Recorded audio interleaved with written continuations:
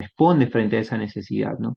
En el proceso de contratación también está la segunda fase, que es la fase selectiva, la fase de selección, que implica elegir con quién voy a contratar. Y esto va a implicar un conjunto de etapas, ¿no? Relacionadas y concatenadas entre sí para determinar al postor que me ofrece la mejor oferta en precio y calidad. Porque no solamente, y como veremos, y esto se condice mucho con los principios y con los nuevos enfoques, no solamente se busca la oferta que es menor en precio, sino tiene que ser una oferta, una propuesta, una prestación eventual que me vaya a dar un privado que tenga que tener calidad.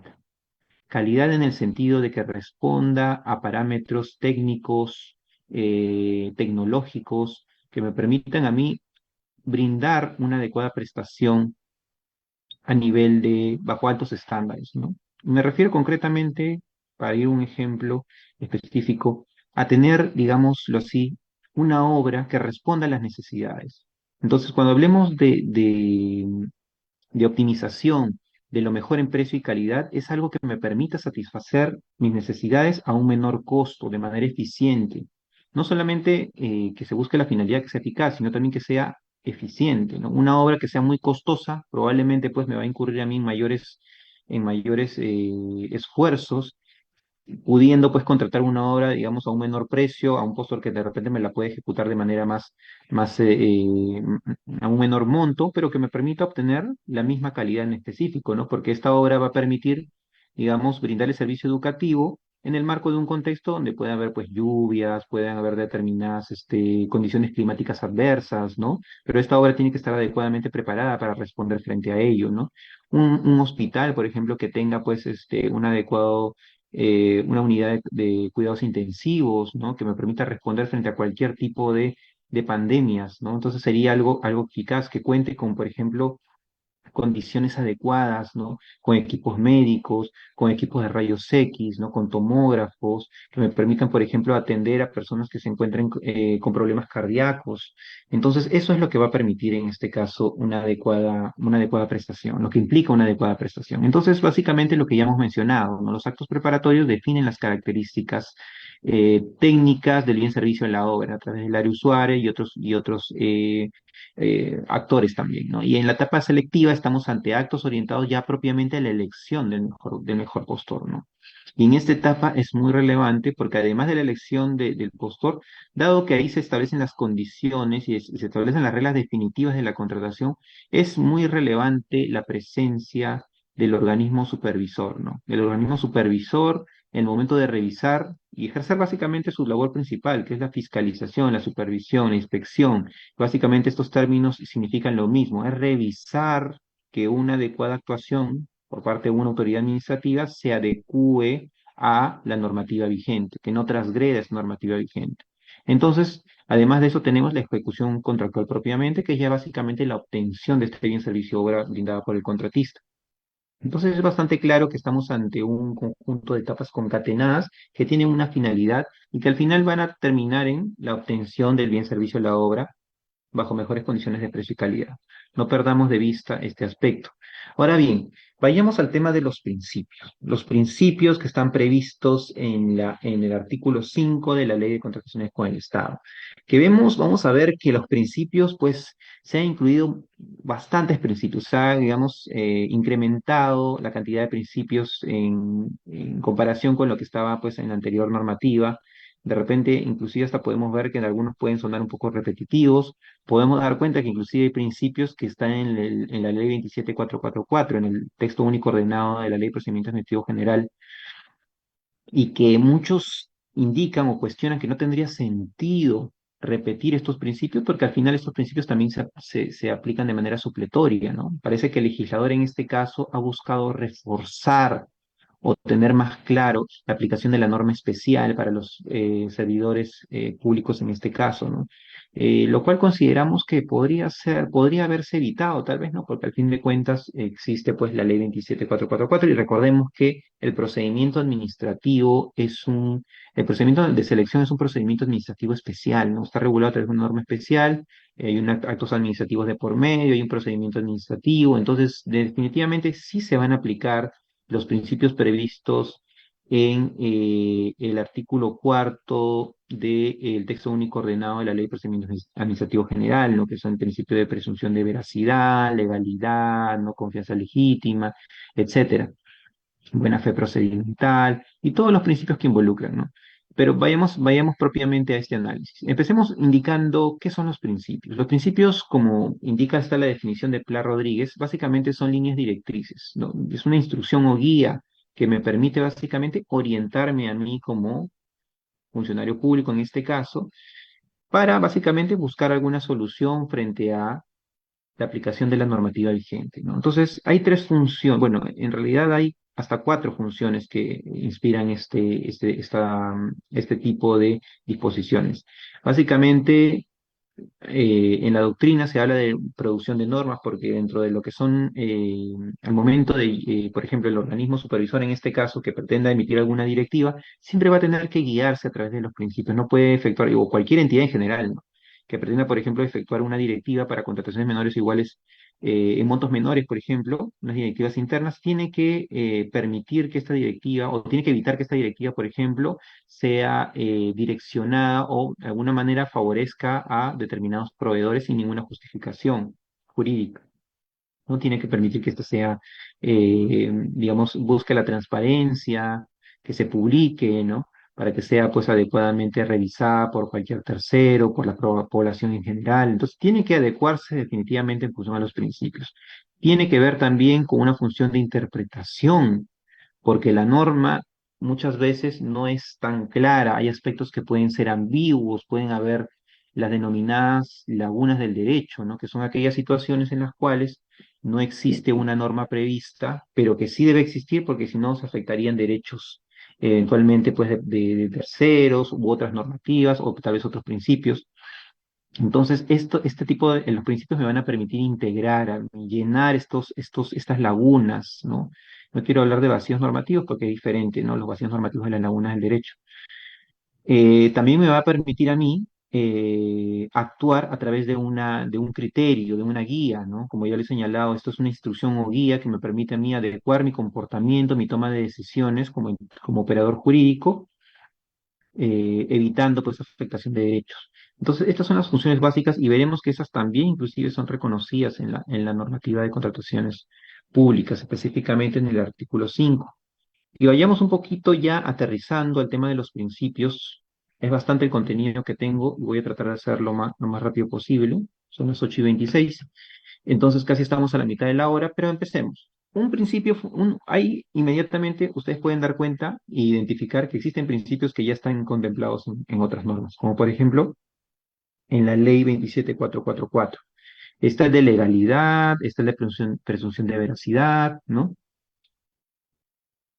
Entonces desde ya podemos dar cuenta que hay una familiaridad, que el legislador ha buscado de repente reforzar un poco el régimen para que, digamos, se tenga muy presente la importancia de respetar el ordenamiento jurídico. Y es lo que tenemos con el principio de legalidad, porque ahí se indica específicamente que las partes involucradas en el proceso de contratación deben actuar con respeto ¿a qué? Al ordenamiento jurídico, se habla de la Constitución, se habla de la ley. Entonces, básicamente, un mandato que puede sonar reiterativo, pero que se ha querido, pues, digamos, conceptualizar o positivizar ya en este régimen especial para que digamos, los actores, los actores en el marco de la contratación con el Estado y los mismos particulares también tengan presente el respeto de la Constitución y también de aspectos relacionados a todo tipo de norma con rango de ley o reglamentaria, ¿no? Entonces ya tenemos aquí claro que el hecho de haberlo colocado como primer principio, pues digamos, dota un poco o te permite prever el sentir del legislador en este caso, ¿no? Además, también tenemos el principio de eficacia y eficiencia. Este principio ya se encontraba previsto en el artículo 2 de la ley, de la ley vigente, se encuentra previsto, de hecho, ¿no? Está en el literal F del artículo 2 de la ley. Y básicamente lo que te establece es que tienen que garantizarse las contrataciones, o sea, tiene que obtenerse el bien servicio u obra, ¿no? Tanto a nivel de la toma de decisiones, a nivel, pues, de los recursos que pueda tener el Estado, evitando los formalismos excesivos y ritualistas que tanto mal le han hecho se han hecho en el marco de este régimen, ¿no? Por ejemplo, ¿no? Recordemos que en el decreto legislativo 1017, ¿no? Que estuvo vigente hasta el 8 de enero del 2016, se primaba el enfoque estaba orientado más a la protección del procedimiento, ¿no?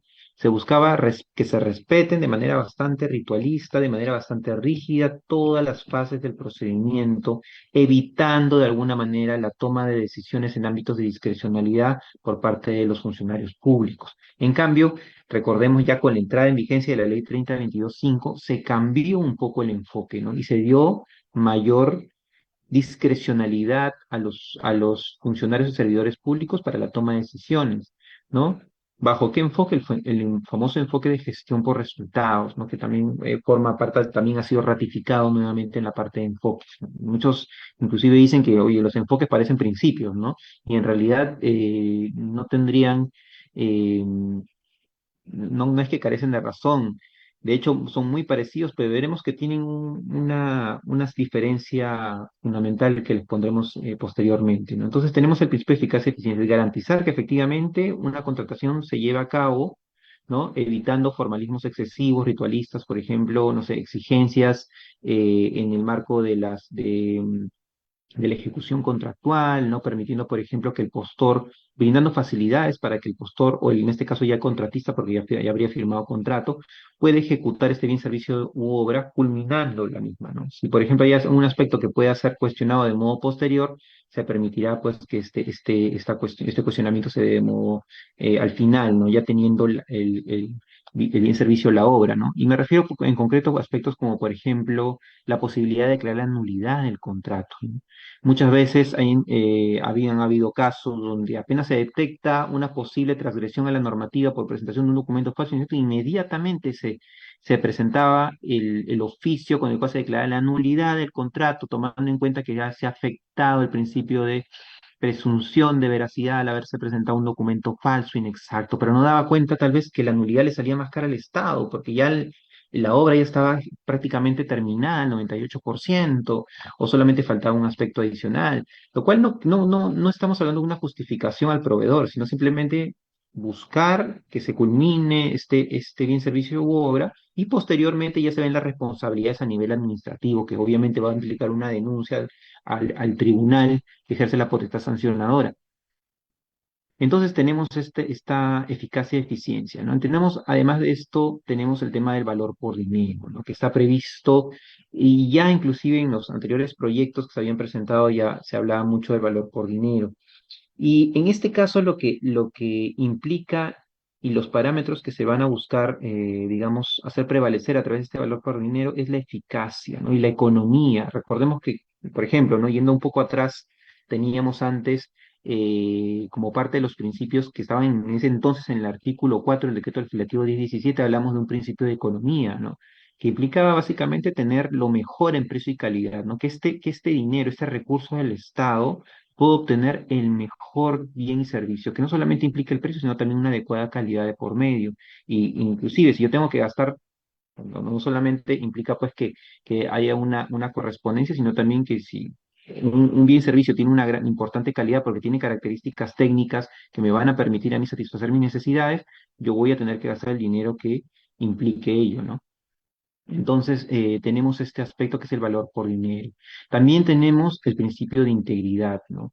Este aspecto también estaba previsto está previsto en la vigente ley de contrataciones con el Estado, específicamente en el artículo 2, y básicamente implica el promover que los proveedores, en este caso, sean en la etapa de selectiva, en la etapa de presentación incluso de cotizaciones, al momento de registrarse como participante, se manejen con la honestidad correspondiente, ¿no? Que no pretendan defraudar la confianza del Estado, que no pretendan engañar o coludirse a través de prácticas que lo que van a implicar es básicamente atender a un interés privado, vulnerando, ¿no?, la normativa de contrataciones con el Estado.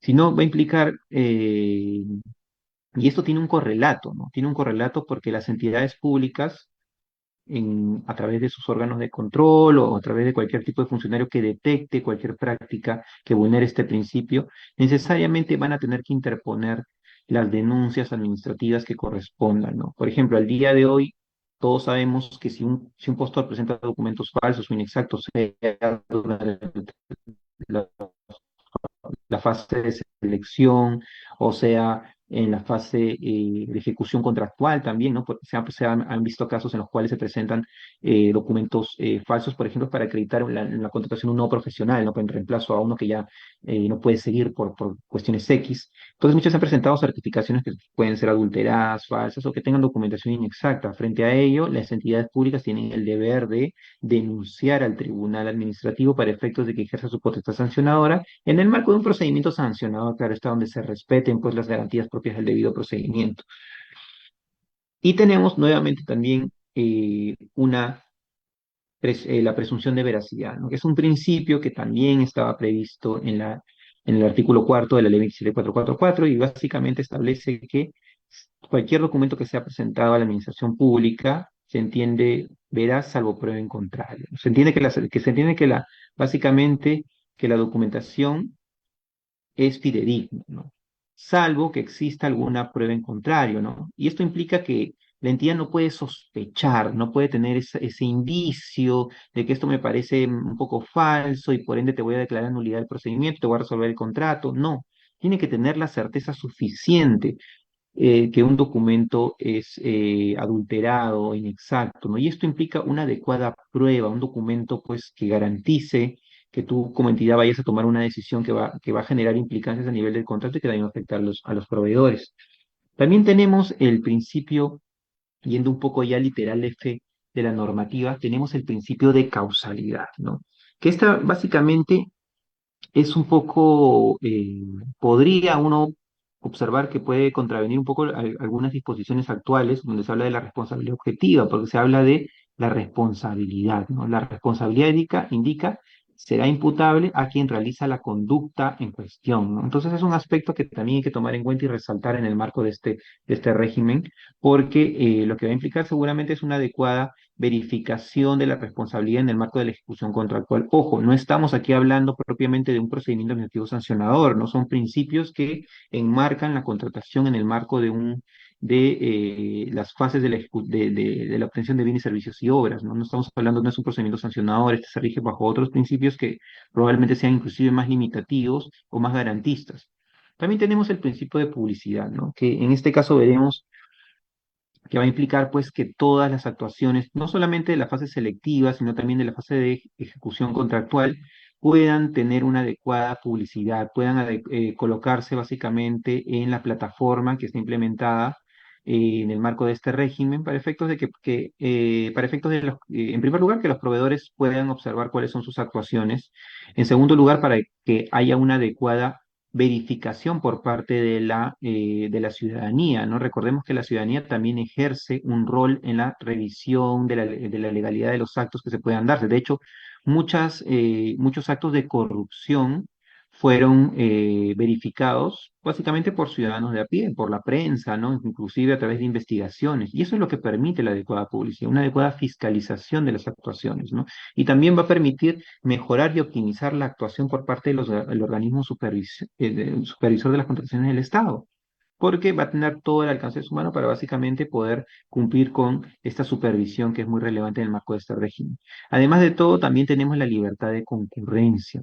Y esto implica garantizar la mayor cantidad de proveedores en el marco de una contratación, no consignar pues aspectos que sean muy limitativos, ¿no? Recordemos también que libertad de concurrencia que tiene especial importancia en la fase selectiva, en la fase de selección, va a implicar que las características técnicas establecidas en las bases sean las más adecuadas en el sentido en que no permitan, pues, que una contratación sea direccionada a un proveedor, ¿no? Por ejemplo, se me ocurre la típica exigencia de una maestría en gestión pública de una universidad X, ¿no? Que solamente está en una determinada región. Esto necesariamente puede implicar que se direccione a una contratación a una determinada marca, a un determinado proveedor que cuente con un especialista en específica que tenga dos maestrías, por ejemplo, en una determinada universidad, ¿no? O colocar exigencias de cursos con determinadas nomenclaturas que no se condicen pues con una oferta más amplia que hay en el sector educativo, ¿no? El principio de transparencia y facilidad de uso. Nuevamente, estamos ante el deber que tienen las entidades públicas de brindar información completa, coherente, ¿no? Este principio ya lo teníamos específicamente en el literal C del artículo 2, ¿no? Donde se establecía básicamente la importancia de que las entidades brinden información. Y este principio yo resalto que es transversal. No solamente está en la fase de selección, no solamente va a estar en la fase de actos preparatorios, sino también va a estar en la fase de ejecución contractual.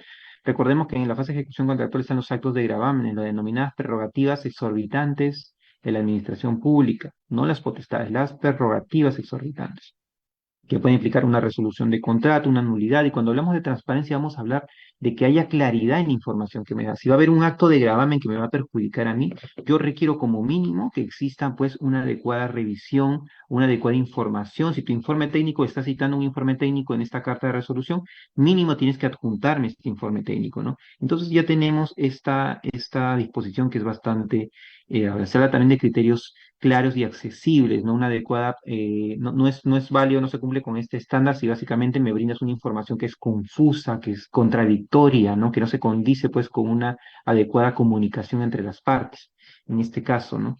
Inclusive se habla de que el acceso a toda plataforma de sistemas, procedimientos y trámites debe ser sencillo y amigable al usuario, ¿no? Y esto implica, por ejemplo, que las entidades públicas también deban implementar una adecuada mesa de partes que genere certeza de que yo estoy presentando, por ejemplo, determinada información, ¿no? También el tema de la competencia que ya conocemos, ¿no? Si tenemos una gran cantidad de proveedores, estos tienen que competir entre sí, tienen que evitarse las prácticas, eh, digamos, colusorias entre proveedores que, por ejemplo, se pretenden repartir en el mercado y vayamos avanzando un poco. Tenemos también los principios de igualdad de trato, ¿no? Que implica básicamente que no existan preferencias entre los proveedores. A un proveedor sí le permito subsanar, a otro no.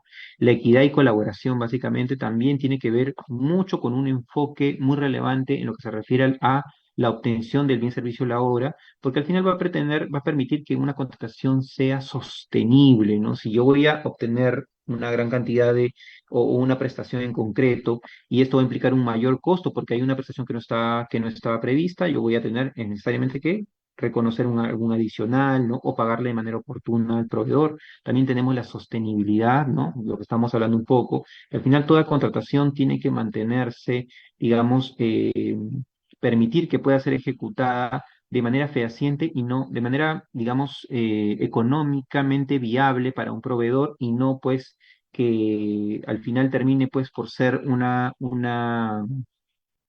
cauce que al final se termina en una resolución de contrato por imposibilidad sobreviniente, por una excesiva onerosidad de la prestación, ¿no? Tenemos la innovación y la vigencia tecnológica, que son principios que están bastante ligados.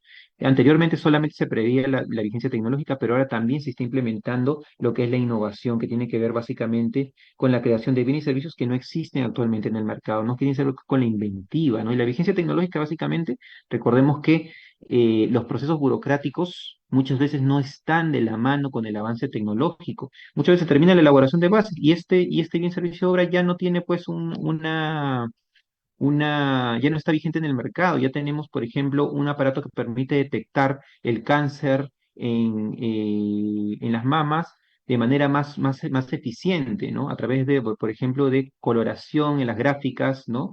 Entonces ya no se puede, pues, la entidad tiene el deber de efectuar las decisiones correspondientes para que se pueda aceptar una contratación que tenga una mejor vigencia tecnológica en ese sentido, ¿no? Sin poner trabas, sin decir, no, tú no me presentaste, tú me ofertaste esto, me das esto, ¿no? Tiene que tener un criterio un poco más abierto en ese sentido. También tenemos principios adicionales que se han incorporado, como son los relacionados al sistema de abastecimiento, el decreto legislativo 1439, que se menciona también en el artículo 5. Y específicamente tenemos principios que básicamente se condicen con lo que estamos hablando ahorita.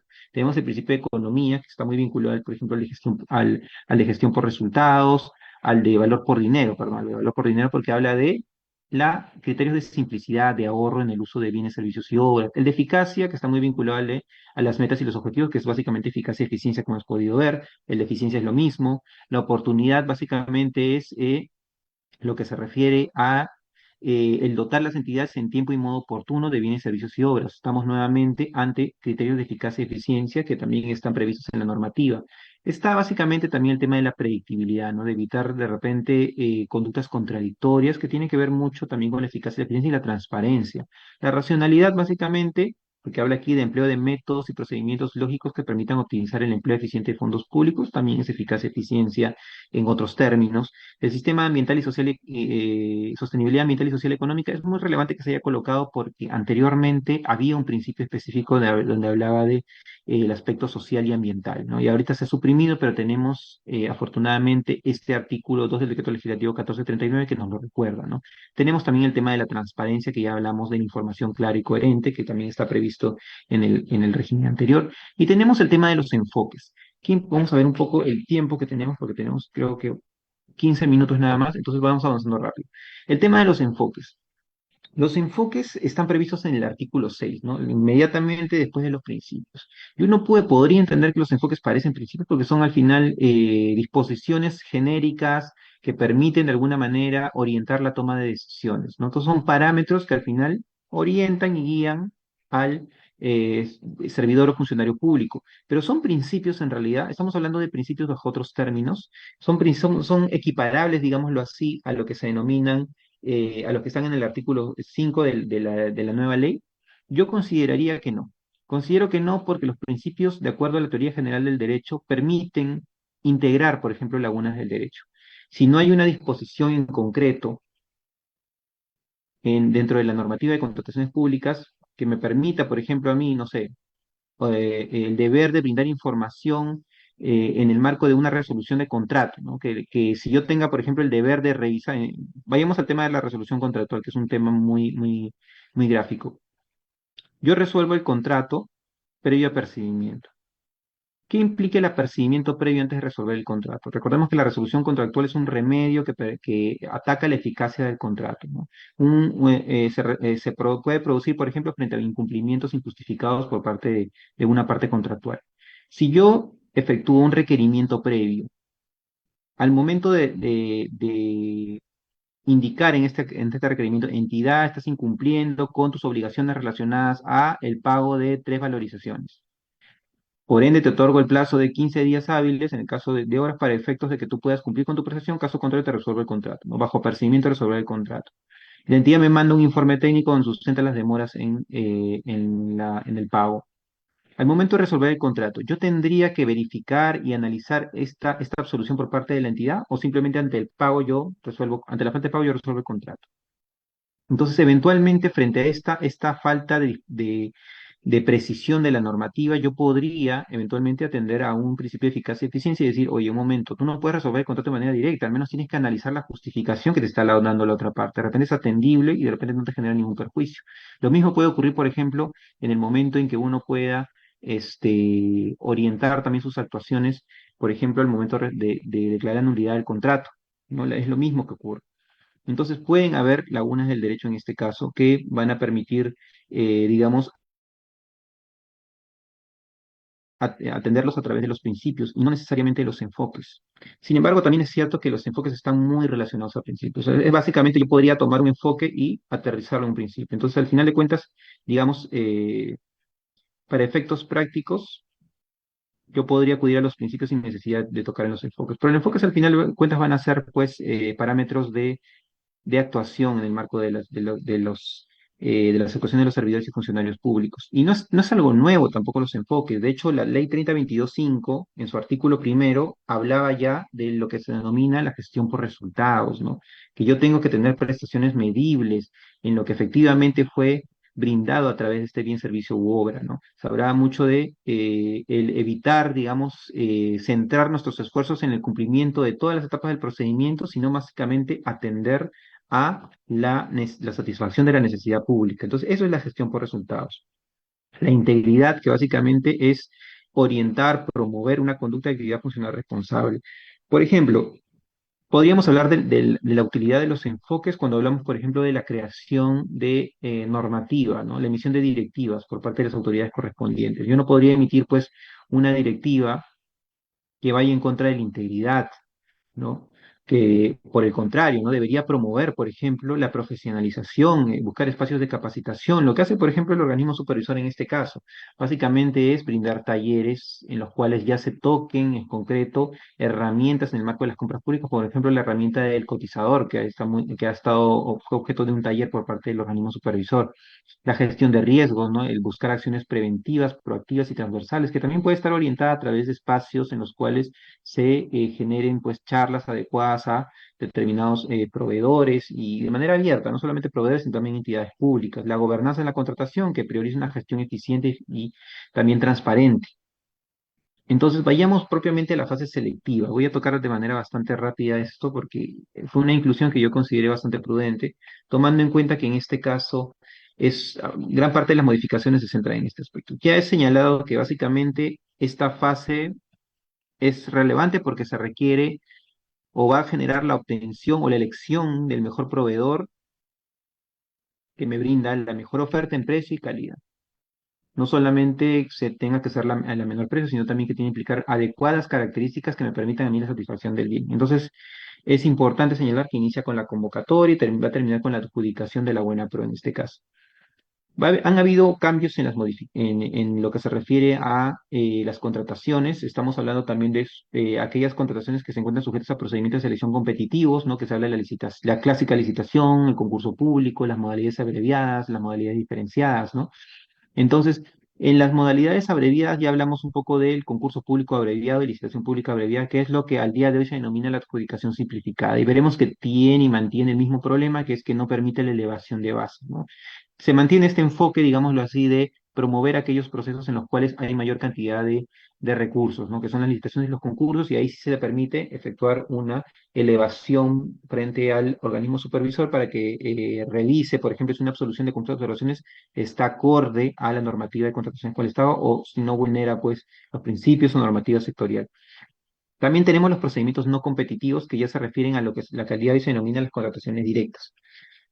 Eh, ya hemos indicado esta clasificación básicamente, modalidades simplificadas, las modalidades diferenciadas, ¿no? Y solamente quisiéramos hacer mención en que se han incluido diversas modalidades diferenciadas donde centramos digamos, nuestra crítica en la no posibilidad de elevación. Sabemos que lo que se requiere es que sea rápido, ¿no? Sabemos que lo que se requiere es que se obtenga el bien servicio o la obra contratada en el menor tiempo posible porque hay una necesidad pública de por medio, ¿no? Por ejemplo, tenemos aquí la compra pública precomercial, la Asociación para la Innovación y la subasta inversa electrónica, que, bueno, está vigente, pero me preocupa o es preocupante que nuevamente no haya la posibilidad de que se exista una elevación. Ustedes pueden dar cuenta que en el recuadro, pues esto es básicamente un pantallazo de lo que está en la norma, no es a través de un enlace, ustedes pueden entrar. No se permite que haya una elevación, una adecuada supervisión. Y no indico básicamente, no lo indico porque existen determinados procedimientos donde básicamente no hay pues una absolución de consultas, una integración, porque por la calidad y la naturaleza de los bienes que se van a contratar. Pero siempre va a darse un espacio para que puedan efectuarse vulneraciones a la normativa. Entonces, siempre va a requerirse una supervisión que sea eficaz, ¿no? Que no solamente implique una denuncia donde el OCE pues, va a demorarse 30 días hábiles para resolver cuando ya el proceso está adjudicado. Entonces, eso va básicamente nuestra crítica en este punto, ¿no? En la comparación de precios nuevamente, tampoco hay una elevación, y en el concurso de proyectos arquitectónicos sí se permite. Entonces, lo que se refiere a las modalidades simplificadas básicamente son el concurso público abreviado y la licitación pública abreviada. Recordemos que al día de hoy esto se denominan las adjudicaciones simplificadas, son mecanismos mucho más rápidos. Entiendo que la diferenciación ha sido específicamente para evitar, digamos, o diferenciar entre el concurso público al final va necesariamente a contratarse servicios y la licitación pública pues, va a tener que ser pues bienes u obras, ¿no? Igual que lo que ocurre con la adjudicación simplificada. Tenemos también las contrataciones a procedimientos, sujetas a procedimientos no competitivos, que son las contrataciones directas. Las causales son muy similares a las mismas. Tenemos la contratación con entidad contratante, que básicamente, en virtud a criterios de eficiencia y viabilidad, se va a permitir que se realice a través de entre entidades, digámoslo así, ¿no? Tenemos la situación de emergencia como el COVID-19, ¿no? El desabastecimiento inminente, que se produce, por ejemplo, cuando convocas el procedimiento, tienes la contratación complementaria, pero queda un espacio en el cual pues te vas a encontrar sin el adecuado servicio que tú estás contratando, por ejemplo, limpieza, puede ser la vigilancia, puede ser, por ejemplo, una contratación de seguros, y no tienes ningún mecanismo que te permita cubrir ese espacio, ¿no? Entonces ahí acudes al desabastecimiento que tiene que tener un adecuado informe técnico. El tema de proveedor único que tiene que ver con aspectos de mercado, los servicios personalísimos, cuando se refiere a una persona natural en concreto, que solamente ella puede dar este tipo de servicios, la contratación de medios de comunicación, y bienes y servicios utilizados en actividades de investigación, ¿no? Y eso que tiene que ver mucho con el tema de la innovación, ¿no? Ojo aquí con el principio de innovación. Entonces, también tenemos otras modalidades, por ejemplo, la adquisición de inmuebles, que recordemos por estrategia, pues a veces uno quiere contratar un bien inmueble o el alquiler de un bien inmueble específico o comprar el correspondiente bien inmueble, porque está dentro de una zona adecuada, dentro de lo que son las prestaciones, donde se ejecutan principalmente las prestaciones de la entidad, ¿no? Entonces se requiere contratar directamente con dicho proveedor de este bien inmueble. También tenemos los servicios especializados de asesoría legal, ¿no? Que tiene que ver mucho que tienen un matiz especial porque tienen que ver con Fuerzas Armadas, la Policía Nacional, también asesoría legal de defensas de las entidades contratantes. Recordemos la cantidad de funcionarios públicos que tienen denuncias por temas de corrupción. Entonces también se está contemplando un método de contratación de manera más rápida para, digamos, proteger a este tipo de funcionarios que han sido objeto de denuncias, ¿no? Continuar con la ejecución de prestaciones aún no ejecutadas de un contrato resuelto. Es típico caso de lo que ocurre por ejemplo, el tema de obras, ¿no? Cuando se declara la resolución del contrato, se declara nulo un contrato específicamente y pues queda un saldo que ejecutar, ¿no? Entonces ahí tienen que tener la posibilidad de contratar de la manera más célere posible, ¿no? Entonces hay que tener en cuenta ese aspecto.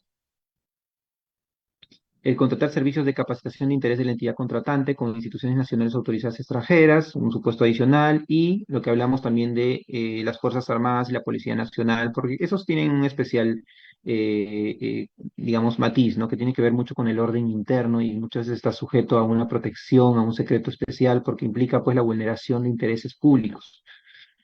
La selección en sentido estricto, bueno, ya hemos indicado básicamente cómo se puede desarrollar esta contratación. El concurso y la licitación pública mantienen un poco bueno,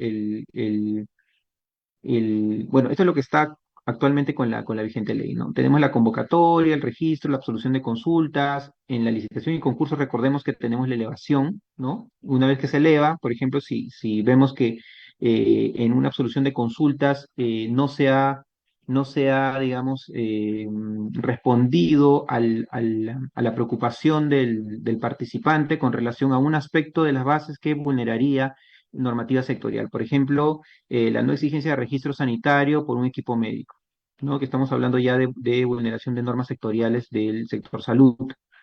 Entonces, si el comité evaluador en este caso indica esto es lo que requiere el usuario, ellos conocen su necesidad, no te respondo nada más, una absolución totalmente motivada, yo tengo la posibilidad de elevar y decirle, OCE, aquí hay una vulneración de la normativa, ¿no? Esto viene ocurriendo actualmente, ¿no? Luego se produce la integración definitiva, como sabemos, hay una etapa de admisión, evaluación y calificación y se produce el otorgamiento de la buena prueba. En la adjudicación simplificada es básicamente la misma lógica, pero sin elevación, aspecto que cuestionamos, ¿no? Entonces, al día de hoy ya hay inclusive aspectos que tienen que mejorarse en este ámbito, ¿no? Y principalmente me refiero a los aspectos relacionados a las modalidades abreviadas, ¿no? ¿Y a qué me refiero con esto? Básicamente a la importancia de la supervisión, en este caso del organismo llamado OEC, en la verificación de la absolución de conductas y observaciones, ¿no? Recordemos que en las modalidades abreviadas se mantiene esta deficiencia, digámoslo así, porque no existe ningún mecanismo para que el OS pueda intervenir verificando si una absolución de consultas y observaciones ha sido adecuada, ha sido motivada, o si básicamente se ratifican para mantener el direccionamiento de un determinado proveedor a una determinada marca. Entonces, al final de cuentas, recordemos que actualmente, por ejemplo, las adjudicaciones simplificadas, si no hay un mecanismo, ¿qué termino haciendo yo como proveedor? Presento una denuncia. Presento una denuncia genérica, pido un dictamen de cuestionamiento y el se resuelve en 30 días hábiles. ¿Y qué implica esto? Que ese procedimiento ya se adjudicó, ya quedó firme. Eventualmente podría pues presentar algún recurso de apelación. Recordemos que los recursos de apelación no proceden por deficiencias en las bases, ¿no? Solamente procede por ilegalidades en la etapa de evaluación, por ejemplo, no me admitieron correctamente, no me calificaron bien, ¿no? Este factor de evaluación no me asignaron el puntaje adecuado, ¿no? Entonces, mucho cuidado con eso. Eh, en las modalidades diferenciadas, esto se mantiene porque hay licitaciones públicas y concursos públicos abreviados que no contemplan la elevación. Solamente en las modalidades diferenciadas, el concurso de proyectos arquitectónicos y urbanísticos prevé la elevación. Entonces, hay un conjunto de cambios en ese aspecto, ¿no? Ahora, el procedimiento de elevación en la licitación y concurso ahora es un poco mayor, se da mayor tiempo al OCE para que pueda, digamos, brindar al OEC para que pueda brindar esta supervisión. Ahora se le dan 10 días hábiles, ¿no? Recordemos que al día de hoy inclusive son 12, se está reduciendo el plazo de atención, ¿no? Vemos si esto es válido o no, hay que analizarlo, ¿no? Porque recordemos que hay un conjunto de elevaciones que inclusive no son consignadas en el actualmente denominado CAC dentro del plazo indicado por la cantidad de casos que tiene el OCE, el actualmente denominado OCE para su supervisión, ¿no? Entonces, el reducir un poco esto podría generar de repente se podría ser contraproducente. La solución de controversias en la etapa selectiva también hay que ver que puede darse a través de consultas de observaciones, puede elevarse, está contemplado, o el recurso de apelación, que es básicamente la entidad, o al OEC, como actualmente se da. Ahora, ¿qué otras modificaciones podemos dar cuenta? Están en el artículo 74 de la ley y los artículos 302 al 304 del reglamento. Por ejemplo, ya la entidad se mantiene en la competencia de 50 UITs y el tribunal tiene a la mayor a 50 casos o de contrataciones mayores a 50 UITs. Siempre se ha criticado en este caso y se mantiene un poco que las entidades mismas resuelvan los recursos de apelación. Y es un aspecto que también criticamos, ¿no? Que las entidades mantengan esa competencia, ¿no? Recuerdo el artículo de la doctora Revilla, donde hacía mención a eso y criticaba también que no puede ser que las entidades, digámoslo así, resuelvan sobre algo que se ha decidido en el marco de una contratación que ellos mismos administran, ¿no? Porque si bien es cierto, el organismo, el comité especial, el comité de selección, denominado hasta el día de hoy, es autónomo, lo cierto es que puede estar sujeto a determinadas injerencias. Entonces, digamos que se genera una afectación a la imparcialidad que tiene que tener una entidad pública, ¿no? Tenemos entonces plazos que son 8 días hábiles para todos los que son concursos, licitaciones y subasta inversa electrónica con cuantía de LP y CP, que es licitación pública y concurso. Está la excepción de 5 días hábiles en que se mantiene para concurso público abreviado, licitación pública abreviada, que es básicamente lo mismo específicamente para lo que está el día de hoy para adjudicación simplificada, ¿no? La subasta inversa electrónica con cuantía menor a la de la licitación o concurso público. Y tenemos, por ejemplo, también algunos cambios en el tema del recurso de apelación, ¿no? Para excepción, se mantiene el 3% del valor hasta el límite de 300 UITs, antes 500. Había una excepción de la micro y pequeña empresa, porque ahora se le está dando la posibilidad de que la garantía sea de 0,5% del valor hasta 25 UITs. Y hay una vigencia que tiene que mantenerse tanto en lo que se refiere a la entidad, que es de 20 días calendario, y ante el tribunal cuando es de 60 días calendario, cuando este órgano que ejerce potestad de solución de controversias asuma la competencia. Tenemos las herramientas también, ¿ya? Y avanzamos un poco rápido también porque tenemos poco tiempo. Básicamente aquí quisiera centrarme, porque son las 9:01, en la plataforma digital de las contrataciones públicas, que es el Pladicop, ¿no? Esta es la nueva versión del SEACE, por decirlo así, prevista en el artículo 41 de la ley, y lo que permite es nuevamente garantizar la publicidad de las actuaciones y una adecuada vigilancia ciudadana. Va a permitir también una adecuada fiscalización de las contrataciones. Entonces, el mismo rol que viene cumpliendo el SEACE actualmente, pero fortalecido con determinadas disposiciones adicionales, ¿no?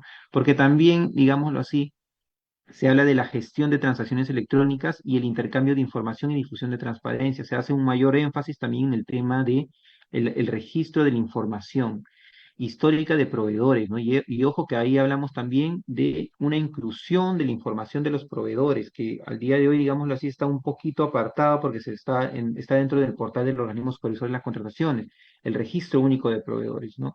Entonces, aquí se va a incluir también toda la información histórica de los proveedores, me va a permitir verificar impedimentos, me va a permitir verificar si ha sido sancionado anteriormente, ¿no? Las contrataciones que actualmente tengo pendientes. Entonces, todo eso a través del Pladicop. y el OS básicamente también va a hacer uso de este instrumento para una adecuada supervisión. Tenemos también el Registro Nacional de Proveedores que, digámoslo así, pues garantiza, digamos, la identificación correcta de un proveedor y la adecuada fiscalización en lo que se refiere a la capacidad que van a tener ellos para brindar el bien, servicio u obra a través de la experiencia que puedan tener, digamos, la posibilidad de brindar obras de mayor envergadura. Entonces, digamos, este registro especial se mantiene el día de hoy y es muy relevante porque va a permitir garantizar, pues, que el Estado tenga a los mejores proveedores. Y que estén libres de cualquier impedimento para contratar con el Estado. También es un mecanismo de control, ¿no? Porque permite, recordemos que la única posibilidad de ser proveedor es inscribirse en el RNP.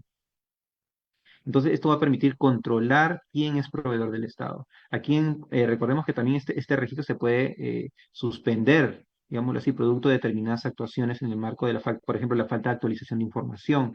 Entonces, también es un mecanismo de control para una adecuada supervisión. Tenemos también la Central de Compras Públicas, que es el organismo público que permite, al fin de cuentas, la adecuada la promoción, conducción y también efectuar las estandarizaciones de los requerimientos, ¿no?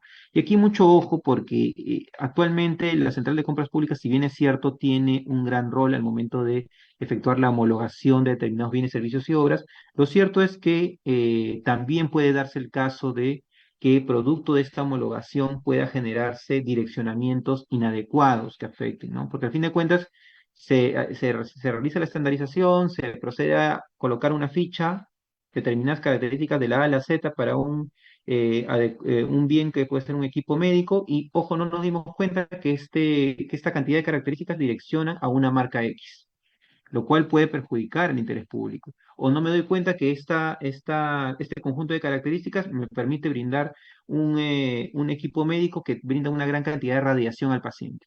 Entonces, estamos afectando la salud. Entonces, consideramos que más allá del rol que tiene la Central de Compras Públicas, Perú Compras, tiene que darse mecanismos adecuados de fiscalización y posibilidad de que los proveedores puedan cuestionar adecuadamente las fichas donde se homologan todas las características técnicas de determinados bienes. No dejemos que esto pueda darse simplemente porque se publicó, nadie se quejó en su momento, no tiene que haber una adecuada fiscalización, una revisión de si esto se condice actualmente con la vigencia tecnológica o si tal vez se descubre que un determinado bien que ya tiene una homologación correspondiente ya no es adecuado para proteger la salud de un determinado paciente. Entonces, quisiera pasar este aspecto bastante rápido y ir a unos casos bastante puntuales de aplicación de principios. Caso uno. Tenemos el caso de otras penalidades. El contratista Consorcio de las Mercedes viene ejecutando una obra pública para el Gobierno Regional de Tacna.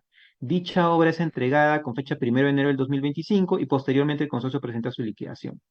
Dentro del plazo de 60 días, la entidad presenta su propia liquidación con saldo en contra del consorcio debido a la aplicación de otras penalidades por ausencia del personal, que no fueran puestas a conocimiento del consorcio durante la ejecución del contrato.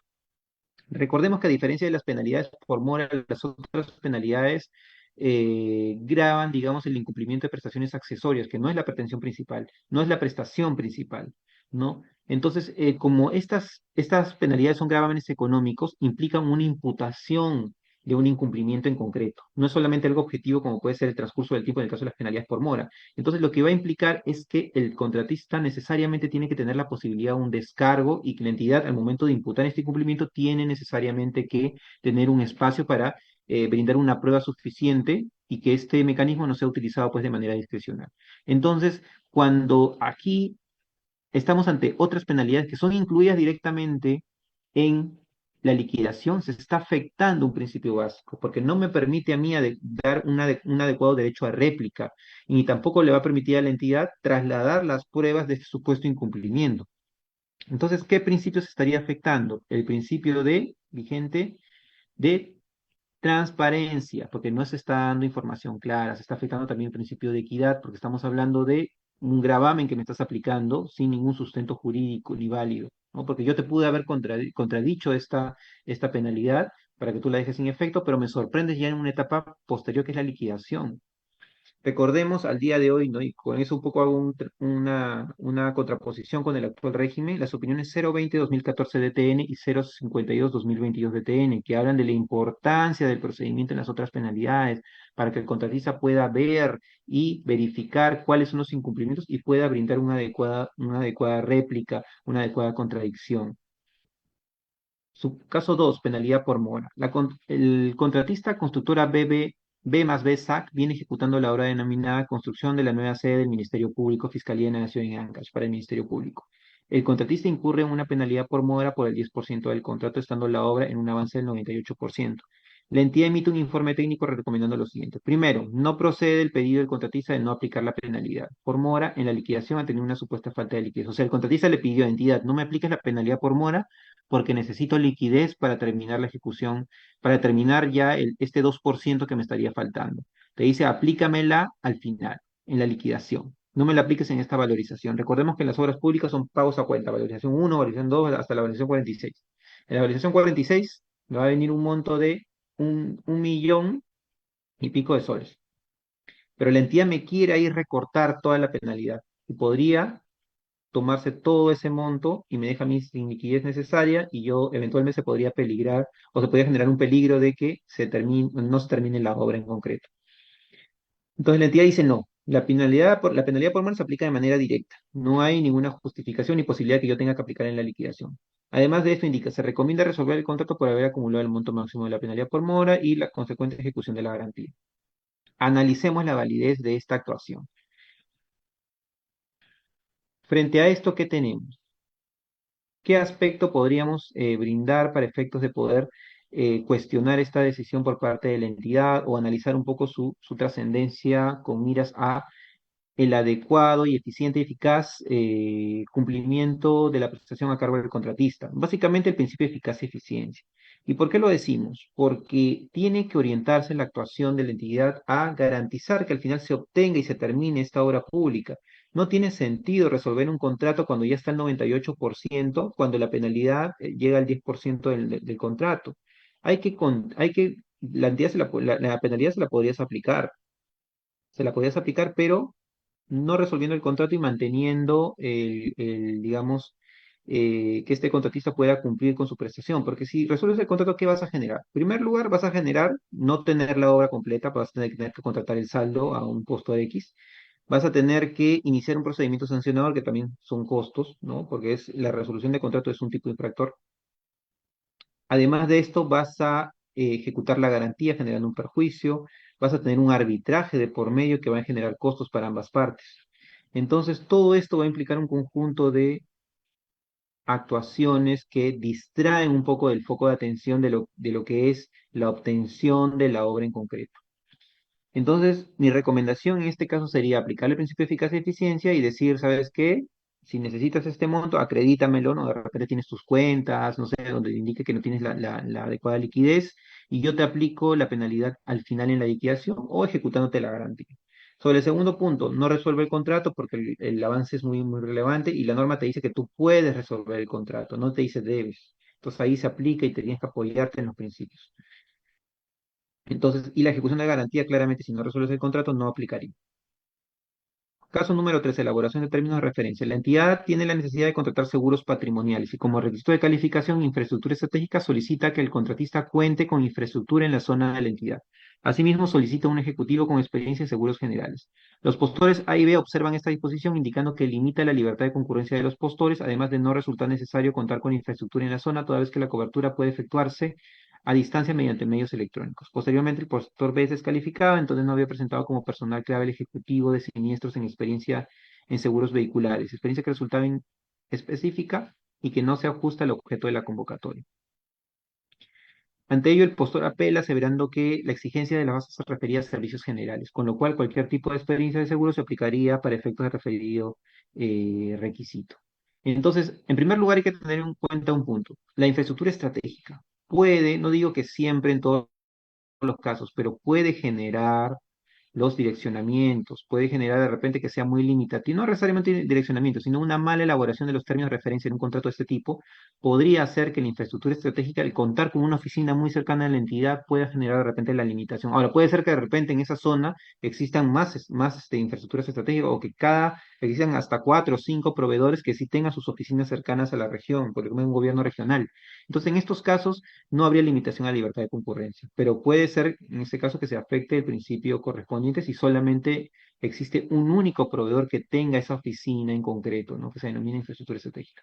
Sobre el tema del profesional, nuevamente estamos ante una elaboración indebida de los términos de referencia que no atiende la eficacia y la eficiencia, porque yo hablo de un seguro para una infraestructura, por ejemplo, ¿no? Son seguros patrimoniales para una eventual protección de una gran represa. Entonces yo no puedo contratar a un jefe o un profesional que no tenga esta experiencia, ¿no? Yo debería colocar en mis términos de referencia el contar con un profesional que tenga experiencia, no en seguros generales, sino en seguros relacionados con infraestructura en la zona de la entidad. ¿No? Por ejemplo, una represa, ¿no? Que tenga que ver con carreteras, que tenga una mayor experiencia. Si yo contrato o coloco seguros generales, podría aplicar cualquier tipo de profesional. Por ejemplo, un profesional que tenga solamente experiencia en seguros vehiculares, que digamos no se ajusta al objeto de la contratación. Entonces ahí estamos afectando el principio de eficacia y eficiencia y el de libertad de concurrencia. Tenemos el caso 4, TDR y cumplimiento de prestaciones. Nuevamente estamos aquí ante un contrato de bienes, es un hospital modular. No es una obra, es un contrato de bienes. Es un contrato de bienes porque al fin de cuentas, si bien existe un expediente técnico, eh, lo que al final va a permitir es digamos, que el proveedor elabore determinados módulos que al final se van a ensamblar y generar un hospital, la construcción de un hospital modular. ¿No? Son esos que son como pequeñas casas que permiten fortalecer el servicio de salud en zonas donde no hay pues grandes hospitales o que digamos que la demanda ya está copada. Entonces, aquí observamos que en las bases se establecen toda la cantidad de informes que uno puede que tenga que elaborar. Por ejemplo, un informe de muestras, un plan de seguridad, fabricación de los embalajes de los bienes, control de calidad de los bienes y el transporte e instalación. Entonces, al final, yo armo estos componentes del hospital modular, los voy elaborando a través de diversos informes, ¿no? Que tengan que ver, por ejemplo, con la adecuada electricidad, etcétera. Los llevo a un lugar determinado, los ensamblo y tengo mi hospital modular. Dentro de los términos de referencia se estableció una ubicación en concreto para la contratación de estos bienes. Ahora bien, ¿qué pasó de modo posterior? Culminado el estudio previo, se acude a la zona y se observa la presencia en las zonas deportivas de un grupo de personas que manifiestan su oposición a la prestación. No estamos hablando digamos, de un conjunto, de una gran cantidad de personas con armas, no, estamos hablando solamente de un grupo de personas que manifiestan su oposición. Se paran ahí y dicen, oye, no estoy de acuerdo, esto estaba previsto para un parque, la municipalidad no me ha avisado, no, tú no puedes contratar. La entidad resuelve el contrato sin culpa de las partes y alega caso fortuito fuerza mayor y no adjunta ningún informe técnico. ¿Cuál es el tema con la validez de esta resolución de contrato? En primer lugar, que el postor oferta y brinda condiciones en función a un adecuado estudio por parte de la entidad con relación a la zona donde se va a ejecutar la prestación. La entidad inclusive le presenta los términos de referencia. Entonces, el que al día de hoy pretenda resolver el contrato sin culpa de las partes, en primer lugar, afecta el principio de equidad. ¿Por qué afecta el principio de equidad? Porque ya se incurrió en diversos costos para el traslado, para la confección de estos componentes de los módulos del hospital modular y el traslado correspondiente. Entonces, habla de casos fortuitos, fuerza mayor, esto no está sustentado correspondientemente. No estamos hablando de un evento extraordinario, imprevisible y irresistible. No hay ningún sustento, no se brinda el informe técnico correspondiente, se afecta el principio de transparencia. Yo tendría que sustentar ello. Y también el de eficacia y eficiencia, porque un grupo de personas no es pues un impedimento, sea imprevisible, extraordinario y irresistible. Contratación. Aquí vamos a hacer un tema vamos a hacer un punto, un paréntesis, ¿no? Porque estamos hablando de una liquidación de obra con el decreto legislativo 1017. No es con la actual ni con la vigente norma, estamos hablando de un tema bastante posterior, pero que permite graficar mucho el tema con el actual régimen, ¿no? Porque en este caso estamos ante el marco el caso es Consorcio Falunza suscribe un contrato de ejecución de obra, se culmina la obra, las partes presentan sus liquidaciones, en ambas hay saldo a favor del contratista, se somete a controversia cuál es el saldo que prevalece, y el consorcio solicita la devolución de garantía de fiel cumplimiento. ¿Qué pasó con el decreto legislativo 1017? Me permito citarlo en este caso porque en ese entonces el decreto legislativo 1017 no preveía y no decía nada cuando existían controversias con saldo a favor del contratista. Digámoslo así, tenemos una garantía de fiel cumplimiento que protege un eventual perjuicio de la entidad en el marco de una ejecución de contrato, porque esa es la finalidad de la garantía. Si en este caso hay saldo a favor en cualquier escenario, no tiene ningún sentido que tú retengas la garantía de fiel cumplimiento porque en cualquier escenario siempre va a haber saldo a favor del contratista, nunca hubo ningún perjuicio. Entonces, con la ley 3022.5 vigente, ya se indica, oye, si hay un arbitraje donde hay saldo a favor, tú tienes que devolver la garantía correspondiente porque no tiene sentido retenerla, generando que el contratista tenga que renovarla continuamente. Pero en ese entonces, en el decreto legislativo 1017, la entidad no tenía esa previsión, no tenía esa precisión en la normativa, con lo cual en virtud de su principio de legalidad mal entendido, podría mantener, digamos, la retención hasta todo lo que dure el arbitraje correspondiente, que puede ser un año, 2 años, 3 años, dependiendo de la complejidad. Entonces, frente a esto que tenemos, básicamente un grave perjuicio. ¿Esto se pudo haber evitado? Sí, con el principio de eficacia y eficiencia, porque tú tienes que atender a la finalidad pública. Se cumplió la finalidad pública y no puede generarle un mayor perjuicio al contratista. Entonces hay un principio de equidad que al día de hoy está vigente. Dicho sea de paso, esto tanto en la vigente norma como en la nueva norma ya no está, ya no tiene esta deficiencia y por ende pues no tenemos este tipo de casos que pueden resultar hasta absurdos, ¿no? Con esto culmino la exposición, lamento haberme extendido tanto, lo meritaba creo. Inmediatamente doy pase a las personas que están a cargo de la gestión del curso y yo igual quedo atento a cualquier pregunta, duda, consulta que pueda surgir en el marco de esta exposición. Si no atendió alguna parte en concreto, le pido por favor me manden algún correo electrónico a la cuenta que ustedes pueden dar cuenta en estos momentos y yo encantado se las absuelvo con el vigente régimen y con el nuevo que va a estar en vigencia el 22 de abril del presente año. Muchas gracias y reitero mi agradecimiento al Instituto de Capacitación Jurídica por esta oportunidad.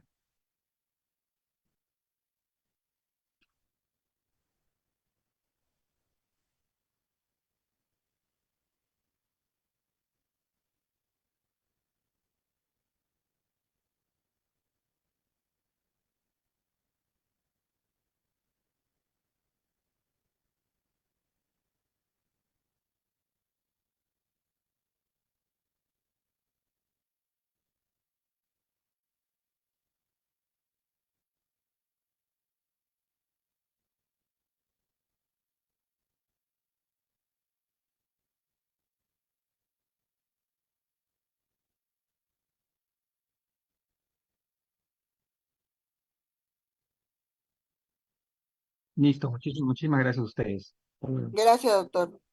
Gracias, gracias. Recording stopped.